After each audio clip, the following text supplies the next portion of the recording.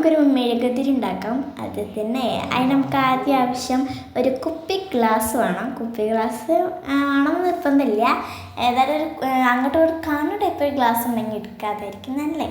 ഇനി നമുക്ക് വെള്ളം ഒഴിച്ചെടുക്കാം. വെള്ളം ഇങ്ങോട്ട് അത്യാവശ്യത്തിന് ഇങ്ങോട്ട് അത്ര അങ്ങോട്ട് റെഡി ആയില്ല. പിന്നെ രണ്ടാമത് ഞാൻ ഒഴിച്ചെടുത്തിട്ടുണ്ട് കേട്ടോ. പിന്നെ നമുക്ക് വേണ്ടത് എണ്ണയാണ് ഞാൻ ഒഴിച്ചത്. എണ്ണയായിരിക്കും ഒന്നും കൂടി നല്ലത്.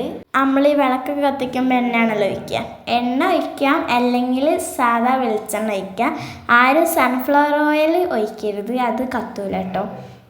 അങ്ങനെ ഞാൻ അത് ഒഴിച്ചു. ഇനി നമുക്ക് വേണ്ടത് ഇതുപോലത്തെ ഈ ഷീറ്റാണ്.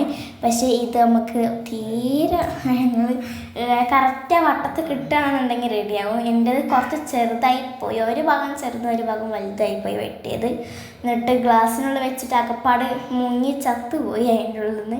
പിന്നെ അകപ്പാട് ഒരു ഇതായിപ്പോയി. എൻ്റെ ടേബിൾ മൊത്തം വെളിച്ചെണ്ണയോട് ഇങ്ങനെ കുളിച്ചിട്ടുണ്ടായിരുന്നു കേട്ടോ. ഇതിപ്പോൾ ഇതിൽ വെക്കുമ്പോഴേ ഏകദേശം കാണാം, തീയൊന്നും അങ്ങോട്ട് താന്ന് പോകണമെന്നില്ലായിരുന്നു.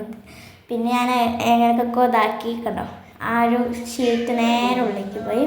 പിന്നെ ഞാൻ നമ്മളെ പേപ്പർ ഗ്ലാസിൻ്റെ അടിയിലുള്ള ഭാഗം കട്ട് ചെയ്തെടുത്തു. അതാകുമ്പോൾ പിന്നെ ഒരു മെഴുകുതിരീൻ്റെ മുകളിലൊക്കെ ഉണ്ടാകുന്ന ടൈപ്പിൽ സംഭവമായി കിട്ടുകയും ചെയ്ത്. എന്നിട്ട് ഇനി നമുക്ക് ലൈറ്റർ കൊണ്ട് ഇതാക്കിയപ്പോഴേ അമ്മ പറഞ്ഞ് കറക്റ്റാന്നൊക്കെ നീക്കി വെച്ചാൽ അതൊക്കെ കൂടി കത്തിക്കേണ്ട അമ്മണ്ടായിരുന്നു. പിന്നെ അമ്പക്ക് ഇനി അതൊന്നും ഇല്ലല്ലോ, ഒന്ന് വർക്കായി കിട്ടിയാൽ മതി എന്നായിരുന്നു എൻ്റെ ഇതിൽ. അങ്ങനെ അതൊന്ന് കത്തിച്ച് സക്സസ്ഫുള്ളായി.